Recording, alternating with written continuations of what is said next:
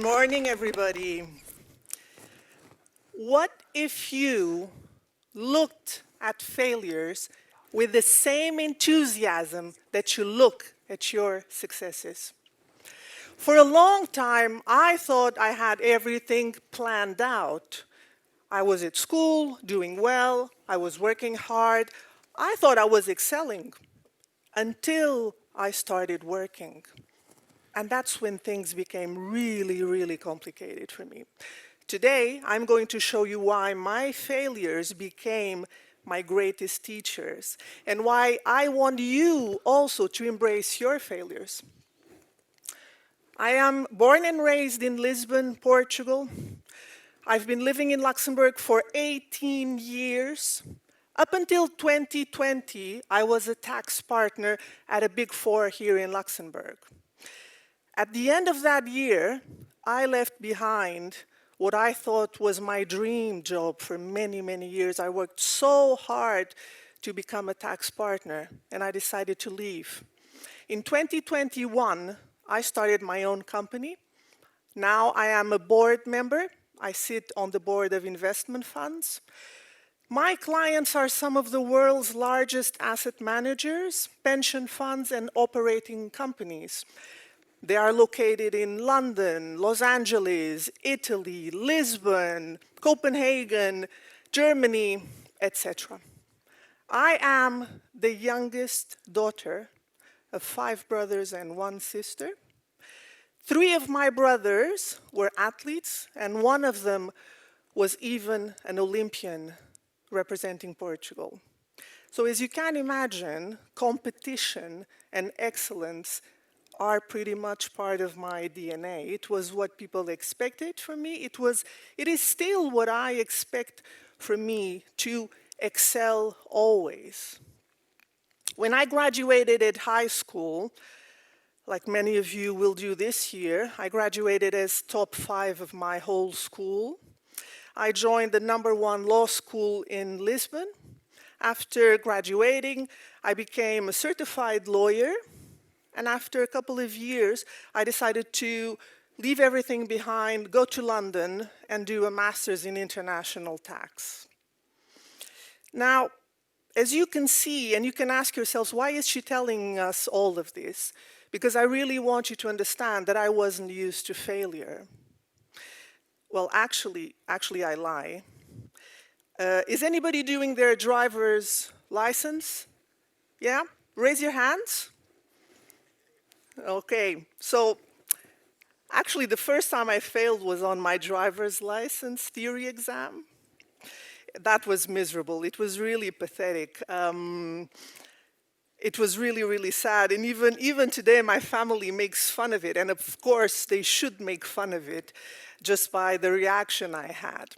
Now, more seriously, I wasn't prepared for failure. I knew the rules of the game. I knew how to play them. So that's why I think it's so important for me to be here today and telling you about failure.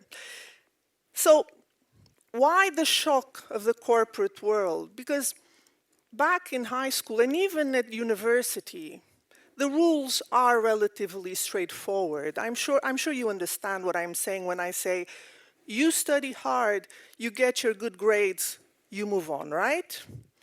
Again, next year, repeat. You study hard, you get your good grades, you move on, repeat, repeat, repeat, until you finish.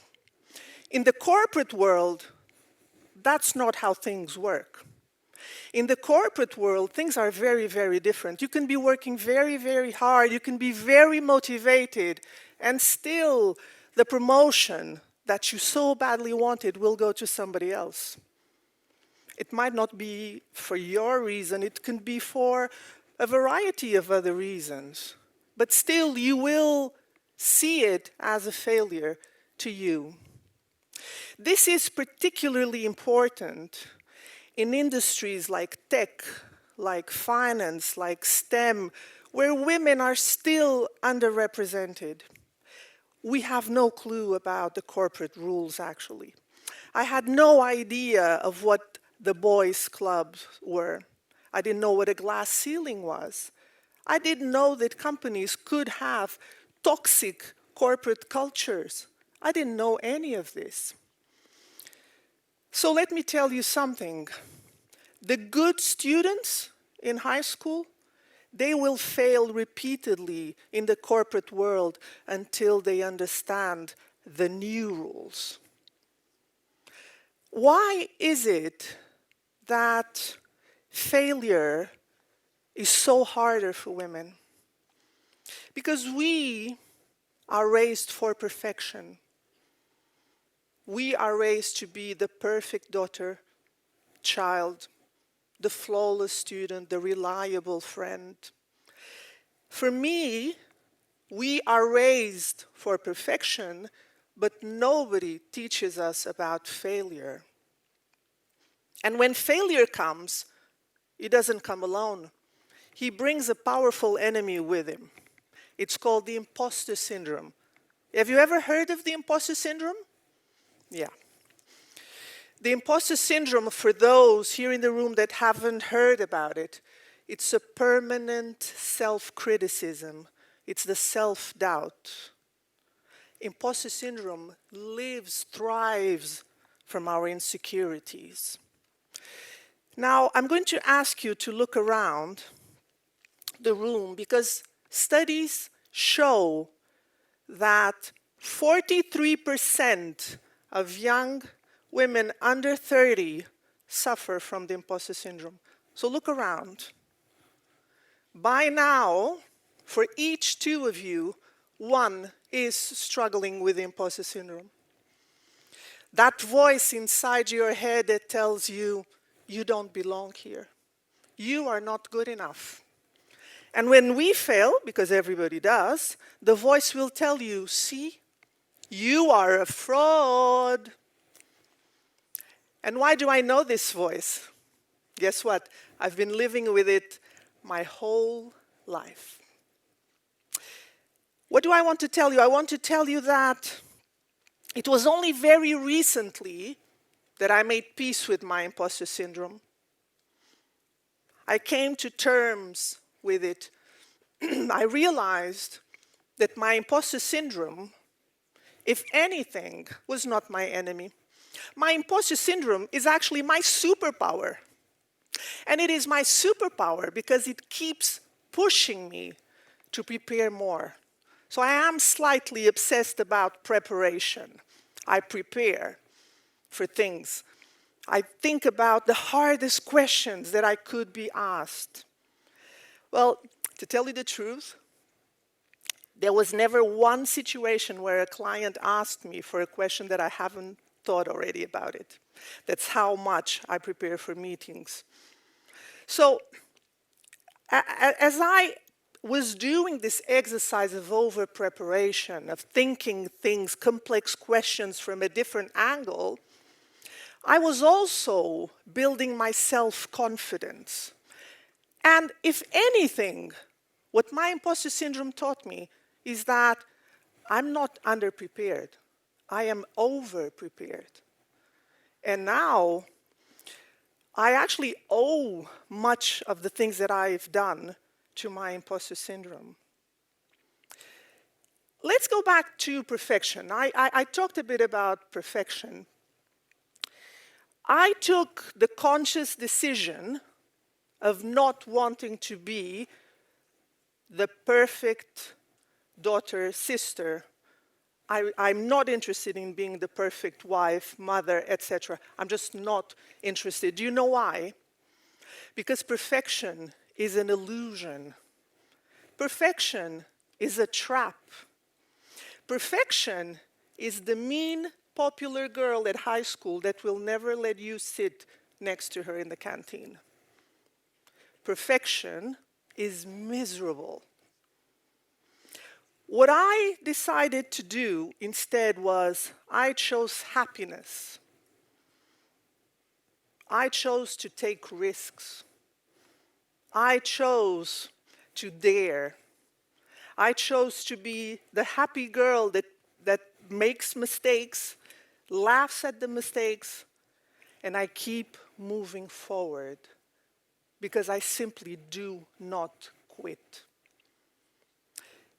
Why is that? Because progress beats perfection. And action beats overthinking. I want you to keep these words. Progress beats perfection, and action always beats overthinking. How can you make your imposter syndrome your ally? My suggestion to you is have a toolkit.